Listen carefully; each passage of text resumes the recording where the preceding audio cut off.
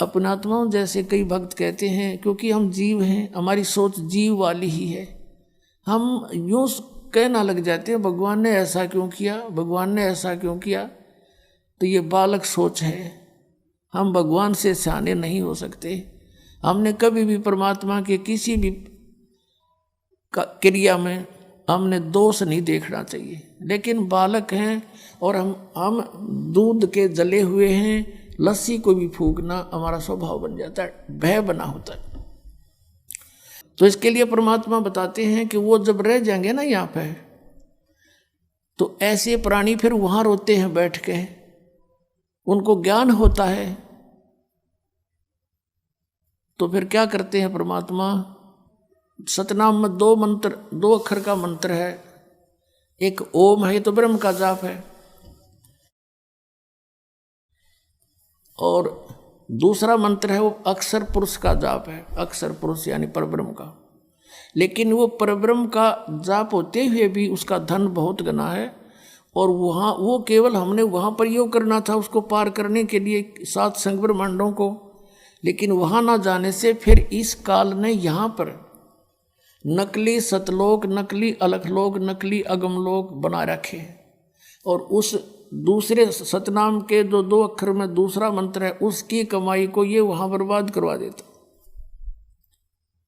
उसके बाद फिर भी पुण्य इसके बहुत बच जाते हैं, क्योंकि ऐसा मंत्र है।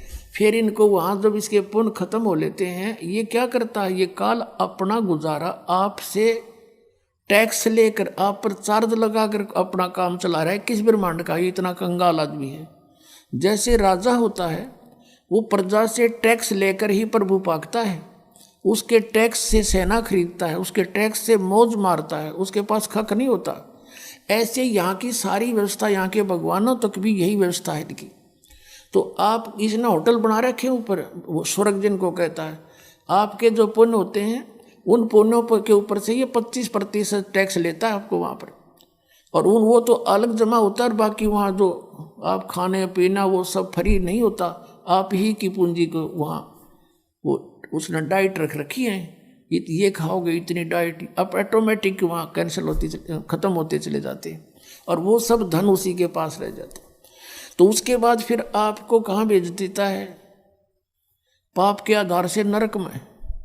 नरक भोगने के बाद फिर कहाँ पटकता है कि सतयुग में सबसे पहले जो अब कलयुग के अंदर जो पार नहीं हुई, परमात्मा कबीर जी की शरण में आकर जिन्होंने सत भक्ति कर रखी है, वो पुण्य फिर भी गणे बच जा उनके।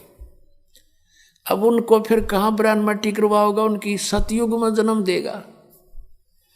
अपनात्माओं जैसे कई भक्त कहते हैं, क्योंकि हम जीव हैं, हमारी सोच जीव वाली ही है, हम यूँ कहना लग जाते हैं भगवान ने ऐसा क्यों किया, भगवान ने ऐसा क्यों किया। तो ये बालक सोच है, हम भगवान से सियाने नहीं हो सकते।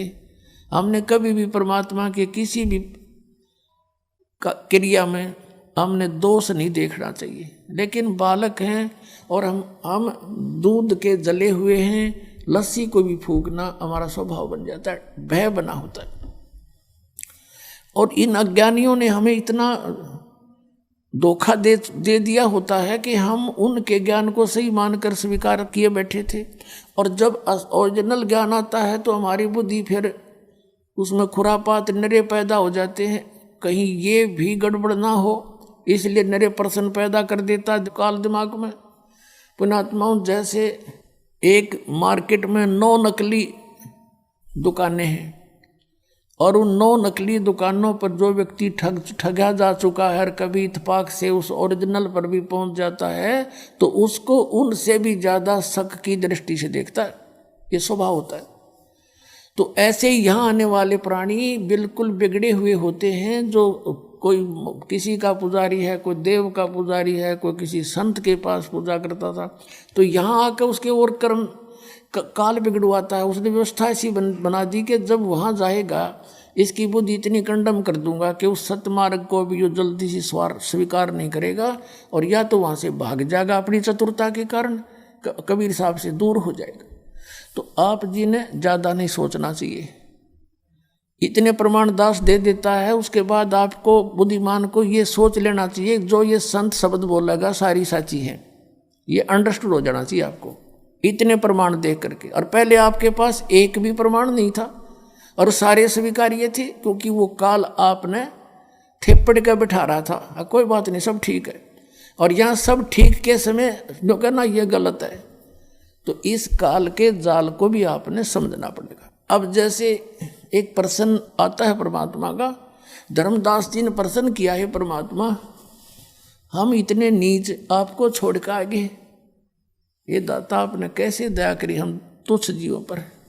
तो परमात्मा ने कहा बेटा तुम मेरे बच्चे हो, और माता पिता का बालक बेशक बिगड़ जा, निकम्मा भी हो जा, बुराई भी करता है, दुख जरूर आता है, लेकिन हृदय से उसके प्रति वह कसक मिटती नहीं।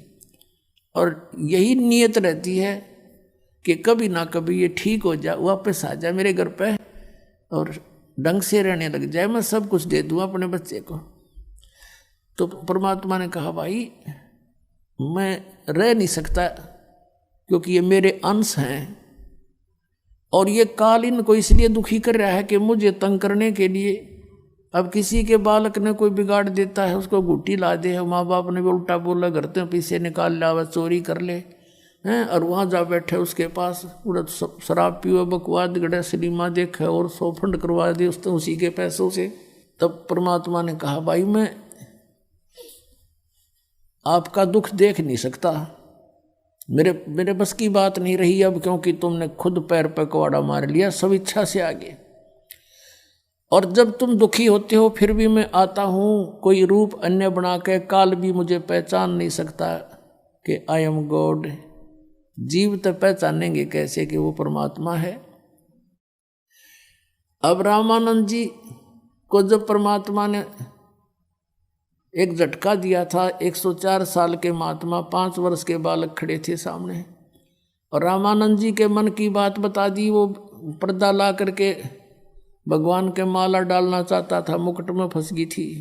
तब परमात्मा ने कहा था कबीर जी ने कि स्वामी जी गुंडी खोल कर माला गल में डाल दो, मुकुट उतारना नहीं पड़ेगा भगवान विष्णु का मूर्ति का। तो उसी समय उसने पर्दा हटा दिया था। छुआछात बहुत करता था रामानंद, ब्राह्मण होने के नाते 600 वर्ष पहले छुआछात चरम सीमा पर थी। और सामने एक धानक का बेटा खड़ा, वैसे तो सबका बाप, लेकिन समाज की दृष्टि में धानक का पुत्र कहलाया, बाकी वो किसी का पुत्र नहीं था, सब शक्ति से आए थे, सब सहशरीर आए थे।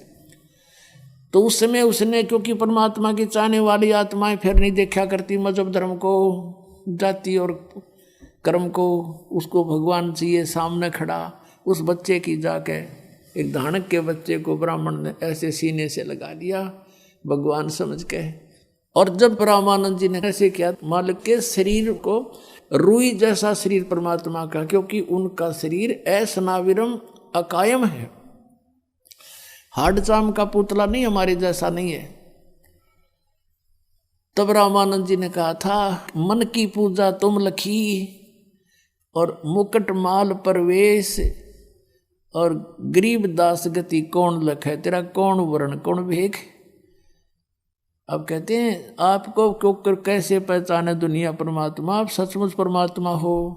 आप किस वर्ण में, यानी शूद्र वर्ण में आगे जुलाहा जाति में, और किस वेशभूषा में खड़े, 5 वर्ष के बालक टोपी पहरे और धोती बांधे, छोटी पहले छोटे छोटे बच्चे धोती बांधने लग जाते थे छोटी सी। और तुम्हें कैसे पहचाने हम, तो आप परमात्मा हो, आप किस रूप में खड़े। तो परमात्मा कहते तुम कैसे पहचानोगे, काल नहीं पहचान सकता मुझे, वो ऐसे ढंग से रहते हैं। तभी तो नानक साहब ने कहा था ए ठगवाड़ा ठगी देश खरा सियाणा बोता बार, ये दानक रूप रहा करता, लोगों दानक रूप रहा करता। हमारे सत्य गुरु जे रहे लारे, सत्य नाम सुमर मन में लारे, मारे साहेब दे रहे।